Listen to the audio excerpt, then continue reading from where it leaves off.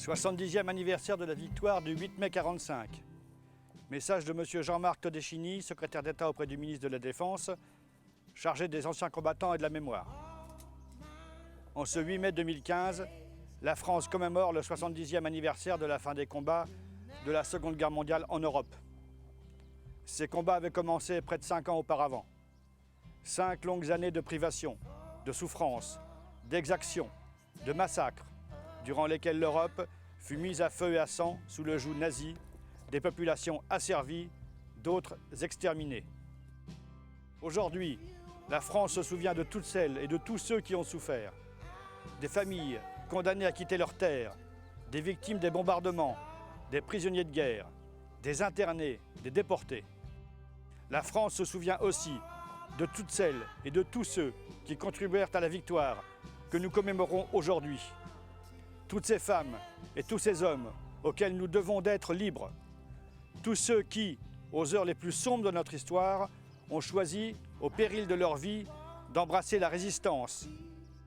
Certains rejoignirent les rangs de la France libre pour continuer le combat aux côtés des Alliés, portant haut, d'Orient en Europe, en passant par l'Afrique, les 3 couleurs nationales. D'autres choisirent de mener, sur le territoire national, la lutte dans l'ombre. Des gestes isolés qui, dans un même élan et guidés par un idéal de liberté que ces femmes et ces hommes avaient en partage, formèrent ensuite des mouvements et réseaux de résistance. Leur engagement et leur sacrifice nous honorent et nous obligent. Cette année seront parmi nous les derniers témoins vivants d'une histoire qui constitue notre identité. 70 ans après, leur voix continue inlassablement de transmettre et d'enseigner. C'est à toute cette génération de la guerre que la nation française rend hommage en ce 8 mai 2015. Un hommage rendu par la remise d'une Légion d'honneur à plus de 1500 anciens à travers tout le territoire, mais aussi un hommage rendu par la voix de la jeunesse, appelée à participer à cette journée commémorative. En ce 70e anniversaire, souvenons-nous que c'est dans les souffrances d'hier qu'ont germé l'incommensurable désir de paix et l'irréversible besoin d'Europe. Souvenons-nous que c'est sur les ruines de cette guerre et au lendemain du traumatisme que fut la découverte de la Shoah, que les peuples trouvèrent la force de construire l'Europe. Souvenons-nous enfin de ce que nous devons à cette jeunesse sacrifiée par la guerre et à cette génération de combattants et de résistants qui rendirent à la France sa liberté et sa fierté. Nous leur devons en réalité plus que la liberté. Nous leur devons la paix. C'est elle qui intervient au lendemain de la capitulation des armées nazies, le 8 mai 1945. Elle paraît être une évidence. Elle est pourtant une valeur inestimable dont cette journée nationale nous rappelle le prix et la fragilité. Allons enfants de la patrie, le jour de gloire est arrivé. Contre nous de la tyrannie, l'étendard sanglant est levé. L'étendard sanglant est levé. Entendez-vous dans nos campagnes mugir ces féroces soldats qui viennent jusque dans vos bras, égorger vos fils et vos compagnes.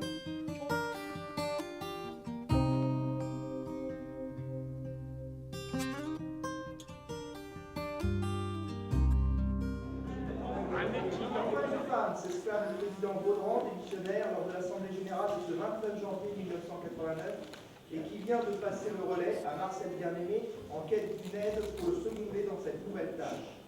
Janine se propose et voici le début d'une aventure qui durera 26 ans.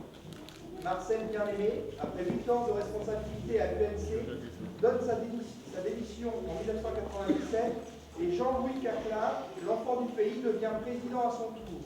Mais il est toujours en activité. Janine est responsable de plus en plus dans la gestion et les diverses manifestations de l'association. Jean-Louis décède après 3 ans de président et son successeur, Joël Lemaitre, prendra la direction de la section pendant 2 ans. En 2002, Bernard Perandel, le nouveau président, élu à l'Assemblée générale, ne se sépare pas de Janine, qui deviendra sa principale collaboratrice pour organiser, entre autres, la fête des drapeaux en 2006, un an de travail, le loto en 2007 et le voyage à l'île de Jersey en 2008. L'an 2009 est marqué par la venue de votre serviteur, Daniel Vallot, président actuel de la section, qui aujourd'hui a l'honneur de remettre à Janine la médaille de vermeil de l'UNC en récompense de ses 26 années de dévouement envers l'UNC et les anciens combattants de Saint-Martin-en-Champagne.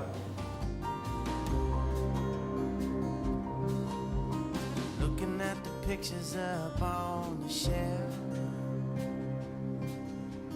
feel I'm in a shadow of yourself. 22 years to feel so old. Qui a tellement insisté qu'il a absolument remettre cette récompense pour ses 26 ans aux anciens combattants. Je remercie aussi les anciens combattants parce que j'ai passé 26 années mémorables et qui m'ont certainement rendu